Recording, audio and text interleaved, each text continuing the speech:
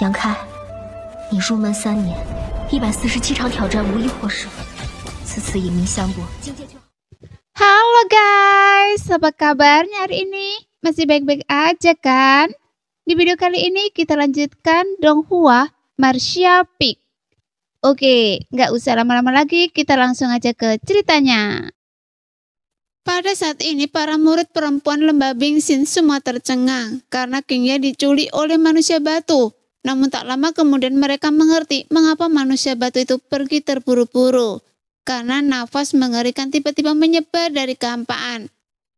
Yangke yang seharusnya membeku dipenuhi aura yang mengejutkan. Kristal-kristal es di luar tubuhnya mengeluarkan suara berderak dan retak satu demi satu kemudian.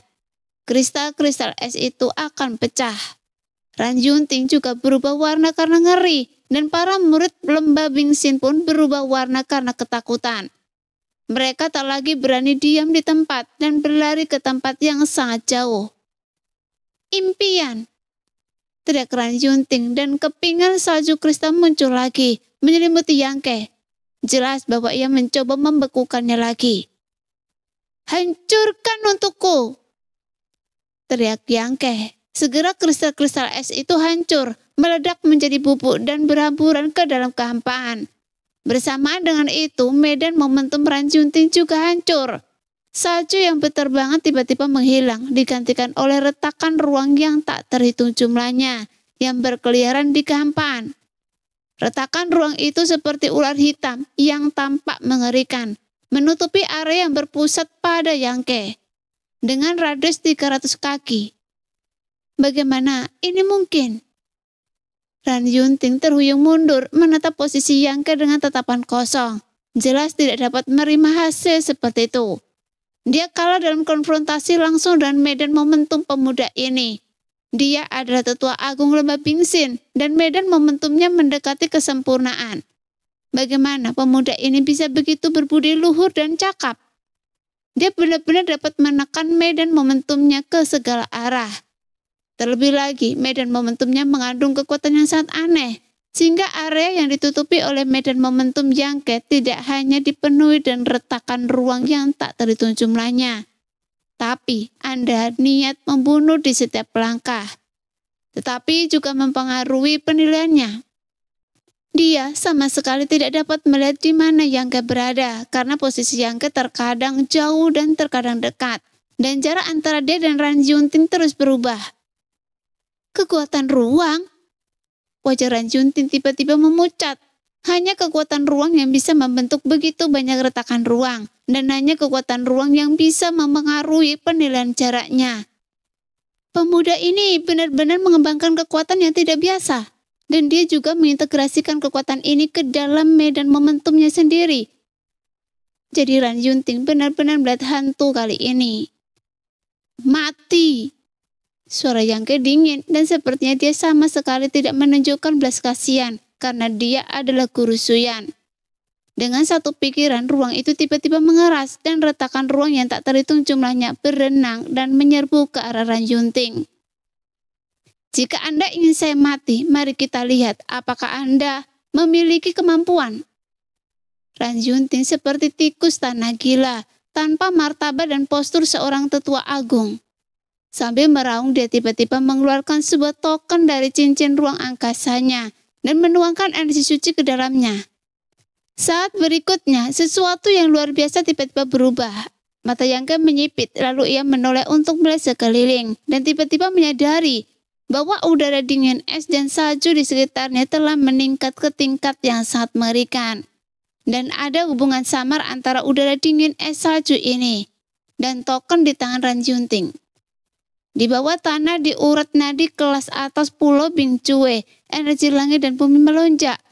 Memancar ke segala arah, muncul dari celah-celah tanah, menyatu dengan dunia dan kemudian melalui token, berubah menjadi kekuatan yang dapat dikendalikan Ran Yunting. Kemudian udara dingin berkumpul dan mengelilingi Ran Yunting seperti naga. Bahkan hanya butuh 3 tarikan nafas itu menekan medan momentum Yangke.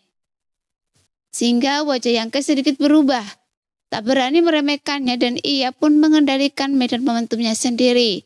Jika medan momentumnya dirusak paksa, akan sangat berbahaya bagi dirinya sendiri, karena akan sangat sulit untuk diperbaiki. Kekuatan formasi. Yang segera menyadari apa yang terjadi pada Ran Junting. Dia jelas menggunakan formasi di Pulau Bingcue untuk mencapai level ini. Memikirnya saja tidak mengherankan, status Ran Junting di lembah Bingxin tidaklah rendah. Hanya di bawah tetua agung dan master lembah. Jadi wajar saja jika ia bisa mengerahkan kekuatan formasi. Formasi Bingcue lembah Bingxin saya bisa menduduki peringkat pertama di bintang Cilan. Nah, Anda boleh mati di dalam formasi dan Anda boleh beristirahat dengan tenang. Ran Junting tertawa melambaikan token di tangannya dan mengeluarkan serangkaian aliran cahaya. Seluruh tubuhnya tampak menyatu dengan dinginnya udara di sekitarnya. Begitu halus dan tanpa jejak. Namun tiba-tiba serangkaian serangan seperti bila es muncul di sekitarnya, seperti belalang yang berdatangan, membanjiri dan menyerang Yangke. Dan inilah kekuatan formasi Bingcue. Bahkan jika seorang ahli alam raja kekosongan terperangkap di dalamnya, akan sulit untuk melarikan diri dengan aman. Saat Ran Junting mengerahkan kekuatan formasi untuk menghadapi Yangke, para ahli di seluruh Pulau Bingcue juga menyadarinya. Di pulau bagian dalam di istana es master lembah, ekspresi Binglong berubah dan ia menatap ke atas kehampaan. Siapa yang menggunakan kekuatan formasi? Apakah ini tetua agung? Pikiran ilahi perlahan menyebar dan tak lama kemudian ia melihat situasi pertempuran di puncak es pulau luar. Jadi dia tak dapat menarik untuk berseru dan bergegas keluar dari istana esnya dan terbang cepat. Sekarang lebih dari selusin tetua dari pulau bagian dalam juga menyadarinya dan bergegas ke sini. Di suatu tempat di pulau bagian dalam yang tak seorang pun tahu, seorang wanita dengan rambut perak sedang duduk bersila di tepi kolam yang dingin. Ia tampak muda dan sepertinya baru berusia 28 tahun, namun auranya tak terhitung kali lebih kuat daripada Binglong dan Ran Junting, karena dia seorang ahli alam raja kekosongan, dan dia adalah penatua tertinggi lembah Bingxin, Luoli. Rambut peraknya membentuk konflik visual yang kuat dengan wajah gadis itu, yang membuatnya merasa takjub tanpa alasan. Pada saat ini dia tampaknya menggunakan kekuatan dingin dari kolam dingin untuk melakukan sesuatu, dan bibirnya sedikit terbuka. Dengan setiap tarikan nafas dia menghisap udara dingin putih dari kolam dingin dan menuangkannya ke perutnya. Tapi wajah Loli sedikit pucat yang merupakan akibat dari kesalahan terakhirnya dalam berlatih. Saat formasi Bingcue diaktifkan, Loli juga menyadarinya, tetapi dia hanya melirik ke arah tertentu, kemudian dia mengabaikannya. Karena untuk orang seperti dia, tidak perlu campur tangan dalam apa yang terjadi di luar. Itu hanya omong kosong generasi muda, dan Binglong akan pergi untuk menanganinya. Tetapi tepat ketika Loli hendak melanjutkan penyembuhan, wajahnya tiba-tiba berubah, dan dia melihat ke arah lain, seolah-olah dia telah memperhatikan sesuatu. Tapi wajahnya lebih serius dari sebelumnya, dan ia berbisik. Cihuo, Anda benar-benar tak bisa menahan diri. Beraninya Anda memasuki pulau Bingcue saya. Hei, ini pantas saja Anda begitu percaya diri. Setelah menyadari kehadiran orang lain, wajah Loli menjadi lebih serius. Setelah beberapa lama, ia menghela nafas. Saya tidak tahu apakah pulau Bingcue bisa bertahan di masa sulit ini. Saya harap Anda tidak bertindak terlalu jauh. Sambil berbicara, ia perlahan berdiri. Tubuhnya bergetar dan menghilang dengan santai di tempat. Hanya misalkan bayangan yang jelas terlihat. Bodoh, jika Anda bisa mengerahkan seluruh kekuatan formasi Bingcue, Anda mungkin bisa membunuh saya. Tapi dengan kemampuan Anda yang rendah, seberapa besar kekuatan yang bisa Anda pinjam dari formasi ini? Teriak Yangke, dan tiba-tiba sebuah cahaya warna-warni muncul di tubuhnya. Cahaya warna-warni itu melonjak, membuat orang tak berani melihat lebih dekat, dan energi tajam yang belum pernah terjadi sebelumnya meledak dari Yangke. Tiba-tiba Yangke menggenggam kekosongan, dan cahaya keemasan itu tiba-tiba terpisah dari tubuhnya dan mengembun di tangannya, membentuk pedang panjang emas. Dan itu adalah pedang Ki 5 elemen abadi. Pedang es, master pembunuh. Dengan pedang di tangan, niat membunuh Yangke bagaikan air pasang. Niat membunuh yang kental seperti substansi membuat mata Ran Junting bergetar hebat. Ia berteriak dan dengan panik mendesak energi suci untuk mengalir ke token di tangannya. Mencoba membunuh Yangke dengan kekuatan formasi. Bilah es, kerucut es, dan panah es yang tak terhitung jumlahnya terbentuk di kehampaan dan melesat ke arah Yangke lagi. "Ayo!" teriak Yangke dan pedang emas di tangannya mulai menari. Cahaya kemasan menyilaukan seolah-olah akan menembus kehampaan, dan seluruh pulau Bingcue terhalang oleh cahaya kemasan. Energi pedang yang tajam dan tak tertandingi melesat keluar, sehingga bilah es, kerucut es, dan panah es seperti kepingan salju di bawah terik matahari, yang terpotong dan hancur satu demi satu. Bahkan tak seorang pun bisa mendekati Yangke dalam jarak 1 kaki meter. Dia tampak liar dan rambut hitanya berkibar, bak dewa perang dari zaman kuno, menunjukkan kepahlawanan tanpa henti dalam manuvernya, sehingga para murid wanita di lembah Bingxin tercengang, dan mereka merasakan perasaan yang tak terbendung di hati mereka. Perasaan ini membuat mereka berdebar dan memusatkan seluruh pikiran pada Yangke. Seolah-olah tak ada yang lain di dunia ini selain sosok yang berdiri di udara. Di pulau bagian dalam, ruang es Suyan tiba-tiba terbuka, dan ia bergegas keluar. Sekilas ia melihat sosok familiar yang diselimuti cahaya kemasan 100 mil jauhnya. "Adik junior," gumam Suyan. Meskipun suaranya ringan, suaranya seolah mampu menembus penghalang 100 mil, dan Yangke yang menghunus pedang emas menoleh dan melihat ke sini sambil menyeringai. Dan Suyan juga tersenyum, lalu bergegas ke sana. Saat ini perintah guru dan aturan sekte tak lagi menjadi beban baginya. Di hatinya, di matanya hanya ada pria yang membuat keributan besar di Pulau Bingcue untuknya. Selama dia bisa melihatnya dari dekat lagi dan kembali ke pelukannya, dia akan mati tanpa penyesalan. "Anda mau lari kemana?" "Suyan, berhenti di situ." Yoyun Suan dan seorang murid perempuan lain yang bertugas menjaga Suyan juga memperhatikan pertempuran 100 mil jauhnya. Tetapi ketika mereka tersadar, mereka terkejut mendapati Suyan telah melarikan diri. Kedua wanita itu terkejut dan buru-buru mengejarnya, berteriak keras sambil mengejar. "Suyan, beraninya Anda melanggar perintah Tetua Agung. Jika tidak, Anda akan dihukum. Kenapa Anda tidak cepat kembali? Jika Anda kembali sekarang, rasa sakit Anda akan berkurang. Kalau tidak, tidak ada yang bisa melindungi Anda." Suyan menutup telinga, seolah tidak mendengarnya. Sosoknya perlahan bergerak semakin jauh dan segera menghilang dari pandangan Yoyun Suan dan dua wanita lainnya. Gawat! Wajah Yoyun Suan memucat. Bagaimanapun mereka berdua akan menanggung dosa karena gagal melindunginya dengan baik. Dan dia khawatir Tetua Agung pasti akan menghukum mereka. Wanita jalang ini. Wanita lain menggertakkan gigi dan mengumpat. "Saudari Jo, apa yang harus kita lakukan sekarang?" "Ikuti dia." Yoyun Suan menghentakkan kakinya dan terus mengejar. Namun tawa itu menggelegar seperti guntur di seluruh pulau Bingcue. Yangke yang terbungkus dalam kekuatan formasi bergerak bebas, dan cahaya pedang melesat seperti kilat, menghancurkan serangan Ran Junting berkeping-keping. Sehingga ekspresi Ran Junting yang ganas, matanya penuh dengan keterkejutan dan ketidakpercayaan. Seberapa jahat pemuda ini? Dengan tingkat kultivasi tingkat kedua alam kembali kekosongan, dia mampu menekan dirinya sendiri ke segala arah. Meskipun dia telah menggunakan sebagian kekuatan formasi Bingcue, awalnya dia berpikir bahwa di level alam kembali kekosongan, dia sudah menjadi salah satu yang terbaik. Dan tidak banyak prajurit alam kembali kekosongan yang bisa menandinginya. Namun hari ini, ia benar-benar menyadari bahwa ada gunung di balik gunung, dan ada manusia di balik manusia. Dan pemuda bernama Yangke ini sekarang mampu mencapai level ini. Jika ia diminta untuk menembus level ketiga, bukankah ia akan mampu melawan alam raja kekosongan biasa? Saat pikiran ini muncul, Ran Junting terkejut.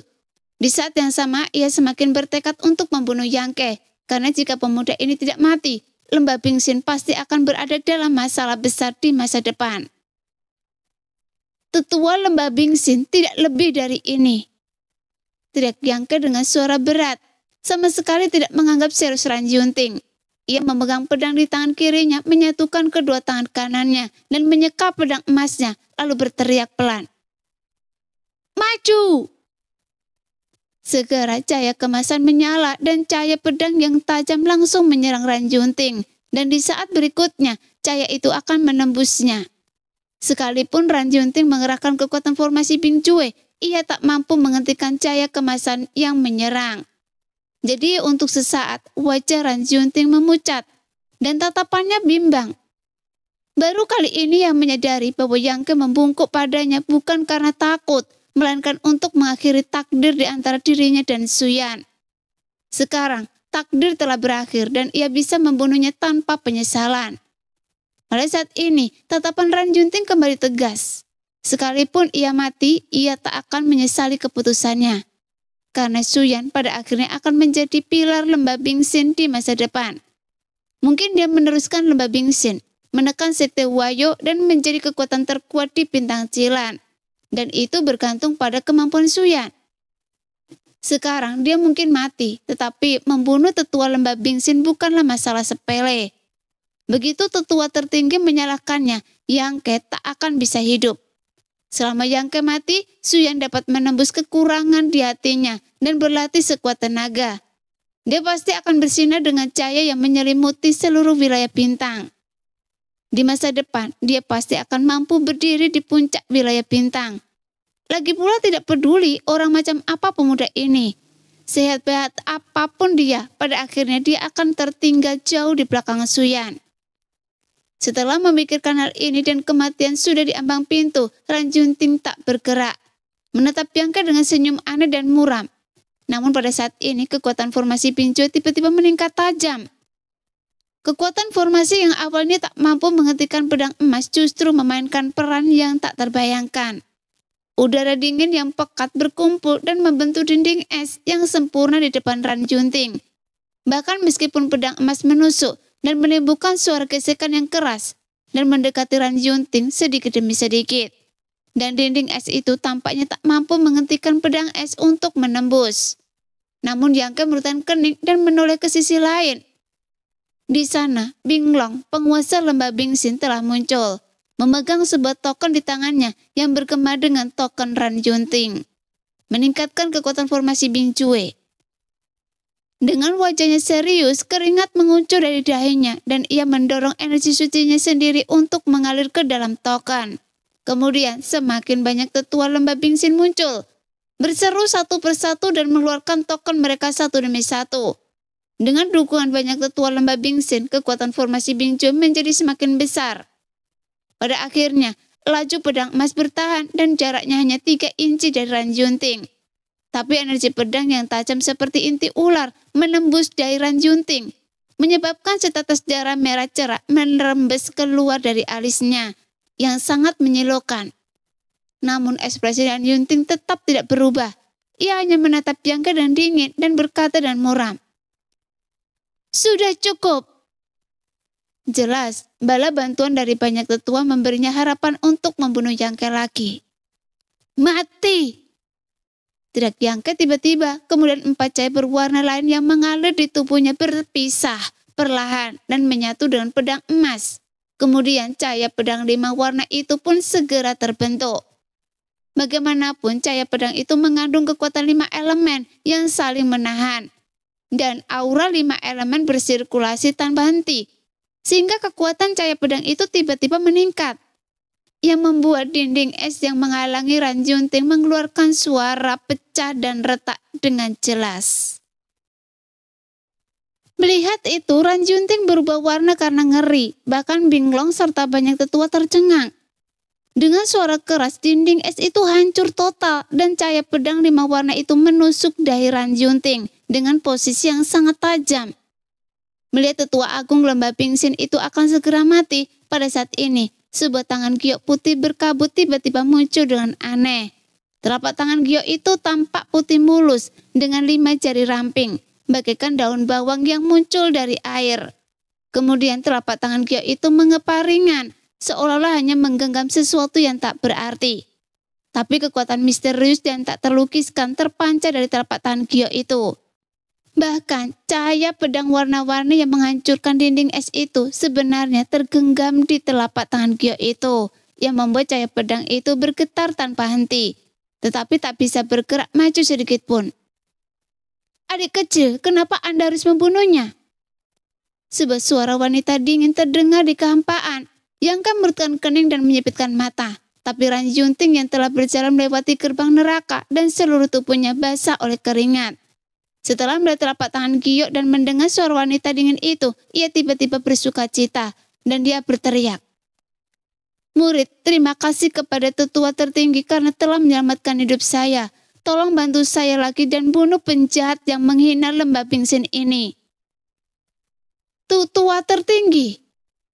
Wajah Yangke menjadi serius dan ia mendongak ke arah tertentu, tetapi ia tidak dapat melihat siapapun.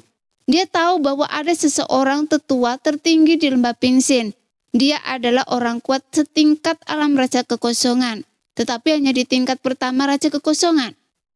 Sebelumnya, Yangke bahkan telah menyinggung Lohe yang telah mengejarnya di seluruh penjuru bintang. Jadi sekalipun orang kuat di lembah Bingsin ini kuat, dia tidak bisa menakuti Yangke. Itulah sebabnya dia berani datang ke lembah Bingsin. Namun dia diam-diam berjaga-jaga, dia menyembunyikan energi sucinya. Di sisi lain, Binglong ngeri, takut tetua tertinggi akan benar-benar membunuh Yangke dalam kemarahan, dan buru-buru berkata, "Tetua tertinggi, mohon berbelas kasih. Mungkin ada kesalahpahaman. Tolong biarkan saya yang menangani masalah ini." Jelas dengan keberadaan Yangke, masalah ini sangat penting dan Binglong tidak berani membiarkannya mati begitu saja. Kemudian suara wanita dingin itu terdengar lagi, tetapi kali ini dia tidak berbicara, melainkan mendesah pelan. Dan tangan Gio yang memegang cahaya pedang 5 warna tiba-tiba hancur dan menghilang. Yangke memikirkannya dan masukkan cahaya pedang 5 warna ke dalam tubuhnya. Kemudian dia menatap Ranjunting dengan dingin, sehingga pihak lain juga menatapnya. Menggetarkan giginya, sangat tidak rela.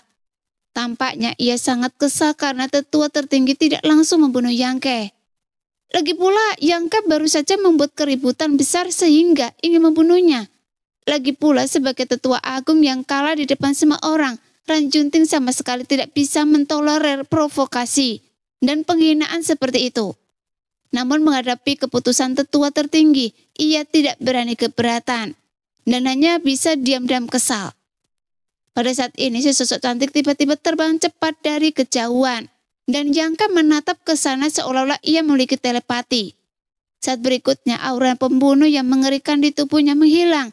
Seolah-olah tidak pernah muncul dan ia menunjukkan senyum lembut. Bahkan saat dia melihat ke sana, matanya melembut air. Binglong dan yang lainnya tampaknya tidak dapat beradaptasi dengan perubahannya. Mereka semua merutkan kening, bertanya-tanya mengapa semua ini terjadi. Mengikuti tatapannya setelah melihat situasi di sana dengan jelas, Binglong menunjukkan ekspresi berpikir. Ranjunting juga melihat wajah orang yang datang, ekspresinya menjadi galak, dan ketika ia hendak membuka mulut untuk memarahi sesuatu, ia tiba-tiba merasakan tatapan tajam menatapnya. Sambil menoleh, ia melihat Yangke menatapnya, seolah-olah berkata, "Kalau Anda berani protes, saya akan membunuh Anda sekarang." Ranjunting menelan ludahnya, entah ia terlalu memikirkannya. Saat itu ia merasa sedang ditatap oleh seekor binatang purba. Seolah-olah jika ia mengganggu Yangke lagi kali ini, bahkan tetua tertinggi pun tak akan bisa menyelamatkan nyawanya. Jadi dengan pikiran ini membuat bulu kuduknya berdiri. Saat sosok cantik dari kejauhan itu hanya beberapa langkah dan tiba di jarak 3 kaki di depan Yangke, berdiri di kehampaan. Mata yang indah bergetar dan ia menggigit bibir merahnya pelan. Saat mereka bertatapan wajahnya selalu dingin, Mbak Patung Es tiba-tiba tersenyum. Sehingga keindahan seluruh pulau Bingcue pun sirna saat itu. Bahkan murid-murid yang tak terhitung jumlahnya dari pulau-pulau terluar pulau Bingcue teralihkan perhatiannya dan tatapan mereka kosong. Ya Tuhan, Suyan benar-benar bisa tertawa. Dia benar-benar tertawa. Dan dia menertawakan seorang pria. Saya pikir dia tidak akan pernah tertawa. Apa dia kena pria ini? Apa hubungan mereka? Kenapa mereka terlihat begitu dekat? Suyan ternyata punya pria di luar. Ini sungguh tak terbayangkan. Pantas saja dia dihukum oleh Tetua Agung karena murid-murid Pulau Dalam tidak boleh terlalu dekat dengan pria tanpa izin. Siapa pria ini? Dia benar-benar bisa menggerakkan hati Suyan. Bisikan-bisikan itu terdengar dari segala arah yang membuat wajah Ranjunting menjadi semakin memucat. Bahkan Binglong menggelengkan kepala dan mendesah. Para tetua yang tersisa saling memandang. Mereka tidak tahu bahwa Suyan dan Yangke sudah lama saling kenal. Dan adegan seperti itu tiba-tiba muncul yang benar-benar mengejutkan mereka. Di langit, di bawah tatapan mata yang tak terhitung jumlahnya, Yangke melulurkan tangan kepada Suyan yang membuat pipi Suyan yang seputih salju sedikit memerah. Tetapi kerinduan yang tak terlupakan mengalahkan rasa malunya. Dia gemetar dan jatuh ke pelukan Yangke, kemudian keduanya berpelukan erat. Setelah lebih dari 30 tahun, kedua orang dari pavilion Lingsu itu berjalan bersama lagi. Jadi Yangke memeluknya, yang seolah-olah dia memeluk seluruh dunia. Angin dingin bersiul, salju menggulung dan seluruh pulau Bingjue hening. Mata semua orang tertuju di udara, terpaku pada pria dan wanita itu. Gambaran itu sangat indah dan suasana hangatnya cukup untuk mengusir rasa dingin di sekitar. Bahkan semua orang merasa hangat di hati mereka. Namun ekspresi Ranjunting berubah dan matanya menatap Binglong, seolah ingin mengatakan sesuatu. Namun melihat tatapan Binglong yang tak berdaya, ia tak kunjung mengatakannya. Suyan Jalang, kenapa Anda tidak kembali saja? Beraninya Anda bertindak seperti ini, Anda harus dihukum. Dua suara tiba-tiba terdengar mengganggu konsepsi artistik yang indah, sehingga banyak murid perempuan lembah Bingsin melototi sumber suara. Diam-diam menyalahkan pendatang atas kecerobohan dan kehebohannya. Saat dua sinar cahaya menyambar, tak lama kemudian dua wanita mengejar dan suara tadi diteriakkan oleh mereka. Setelah melihat situasi di sini dengan jelas, baik Jo Yun Suan maupun wanita lain yang bertanggung jawab menjaga Suyan tercengang. Jelas mereka tidak menyangka begitu banyak pemimpin sekte tingkat tinggi akan berkumpul di sini. Bahkan dapat dikatakan bahwa semua tetua sekte ada di sini. Mereka berdua tampak malu dan menatap Ranjunting dengan takut-takut. Lagi pula, memang benar Ranjunting sangat menghargai Suyan. Jika mereka menghina Suyan, jika Ranjunting menyalahkan mereka, mereka pasti tidak akan mendapatkan hasil yang baik. Namun sekilas kedua wanita itu sangat gembira. Ranjunting sepertinya tidak mendengar apa yang dikatakannya tadi dan sama sekali tidak peduli dengan mereka berdua. Sebaliknya dia melihat ke arah tertentu dengan tatapan berapi-api. Tatapannya sangat bermusuhan dan marah. Mengikuti arah pandangannya, Jo Yun Suan berteriak dan menutup mulutnya. Ia terkejut mendapati Suyan sedang memeluk pria asing dan ini benar-benar keterlaluan.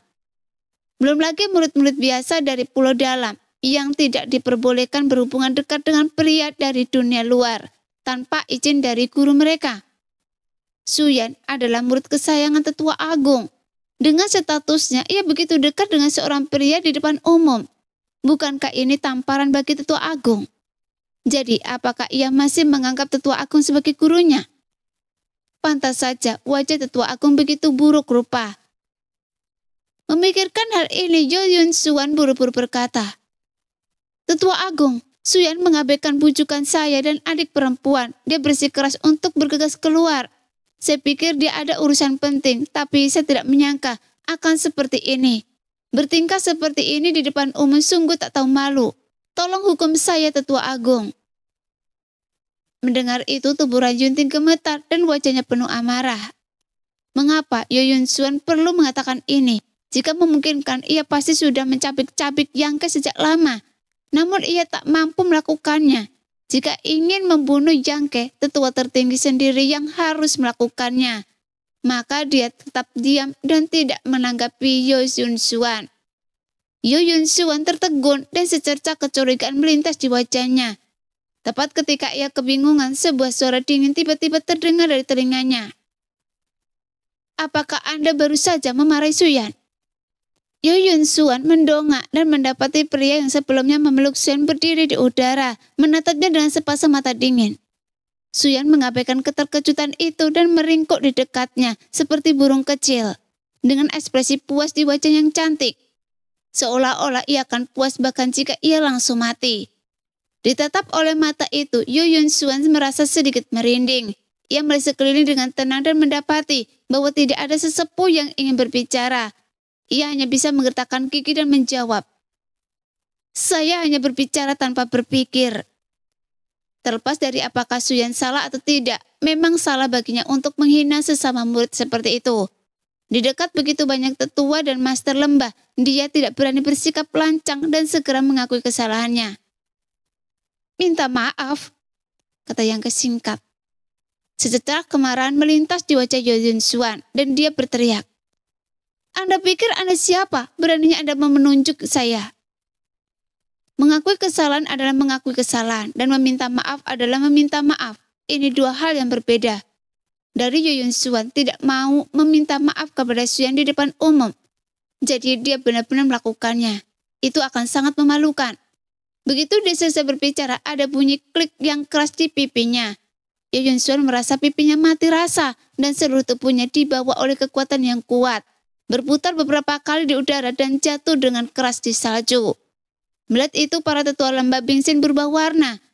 Mereka tidak melihat bagaimana Yang Ke bergerak. Mereka hanya melihat murid bernama Yu Yun Xuan ini terlempar keluar. Yu Yun Xuan bangkit dari salju, menutupi wajahnya dengan dua tangan, menatap Yang Ke dan linglung. Ia tak pernah menyangka Yang Ke berani memukulnya di depan master lembah dan begitu banyak tetua. "Minta maaf." Yang Ke menatapnya dan dingin. Tubuh Yu Yun Xuan yang ramping bergetar hebat. Bagaimana mungkin ia sebagai seorang prajurit alam pengembalian kekosongan tahan dihina di depan begitu banyak saudari. Wajahnya tiba-tiba berubah dan ia berteriak, "Beraninya Anda memukul saya." Saat berbicara terdengar suara pelan lagi dan Yu Yun Xuan terlempar lagi. Pipinya yang lain juga mati rasa. "Minta maaf." Suara Yang Ke dingin dan kaku tanpa emosi yang membuat orang bergidik. Yu Yun Xuan bangkit dari tanah untuk kedua kalinya dengan ekspresi ngeri di wajahnya. Ia menoleh dan menatap Ran Yunting seolah memohon padanya untuk bersikap adil. Namun ketika menatapnya, Yu Yun Xuan hanya merasakan hawa dingin menjalar dari telapak kakinya hingga ke umbun-umbun kepalanya dan dia terkejut tak terlukiskan. Bahkan wajah tetua itu semuram air. Meskipun ia menatap Yang Ke, ia tak berani berkata sepatah kata pun. Para tetua lainnya juga menunjukkan ekspresi yang sama, bahkan kepala lembah merutkan kening, karena tak seorang pun membelanya. Yu Yun Xuan terkejut. Ia tahu bahwa ia pasti melakukan kesalahan dan seharusnya tak menghina Suyan seperti itu, tetapi pasti ada alasan lain yang tak ia ketahui. Pemuda ini benar-benar membuat semua orang ketakutan. Minta maaf atau mati. Yang Ke mengeluarkan ultimatum dan niat membunuhnya kembali muncul dan langsung mengunci Yu Yun Xuan. Bagaimanapun, Yang Ke sangat kesal karena gagal membunuh Ran Yunting dan Yu Yun Xuan ini hanya terbentur moncong pistol. Binglong akhirnya angkat bicara, merutkan kening dan berkata, "Yang Ke, sudah cukup. Meskipun murid ini kasar, Anda sudah menghukumnya, jadi hentikan." Bagaimanapun, Yu Yun Xuan adalah murid lembah Bingsin dan ditampar 2 kali di depannya oleh Yang Ke sudah di luar batas toleransi Binglong. Jika Yang Ke terus bersikap agresif, Binglong tidak bisa hanya terdiam, diri dan menonton. Jika ia melakukannya, itu hanya akan membuat hati para murid merinding. "Adik junior, lupakan saja." Suyan juga memohon untuk Yu Yun Xuan. Baginya, hinaan Yu Yun Xuan sama sekali tidak menyakitinya. Dan sekarang Yang Ke menamparnya 2 kali. Ia pun merasakan akibatnya. Namun Yang Ke membelanya dan hati Suyan tetap manis. Karena kakak senior berkata begitu, maka saya tidak ingin membunuhnya. Ekspresi Yang Ke melunak, menatap Binglong dan berkata, "Biarkan dia berminta maaf dan saya akan melepaskannya." Binglong terdiam, berpikir bahwa ia masih belum menyerah dan ia sedikit kesal. Saat ini semua pemimpin senior lembah Bingsin tampak tegang, mendengarkan dengan seksama seolah-olah mereka mendengar sesuatu. Ekspresi mereka terfokus dan ekspresi mereka tak terduga. Yang Ke merutkan kening dan sama-sama melihat gelombang pikiran ilahi dalam kehampaan. Meski samar dan tak jelas, tapi dia segera mengerti dalam hatinya. Seharusnya tetua tertinggi lembah Bingsin yang sedang berbicara dengan Binglong dan yang lainnya. Mereka tidak gegabah mengganggu mereka, melainkan menunggu dengan tenang. Binglong dan yang lainnya tampak ragu dan setelah beberapa saat mereka saling memandang. Dan ekspresi semua orang menjadi sangat serius.